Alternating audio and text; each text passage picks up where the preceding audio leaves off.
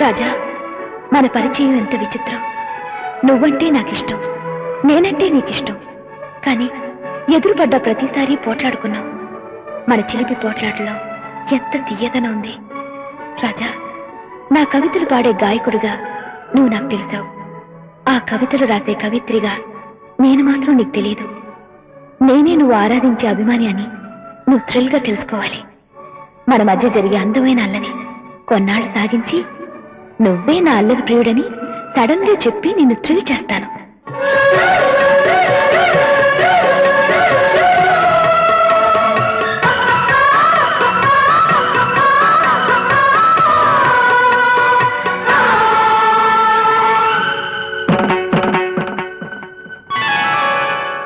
ఏం జరిగిందా?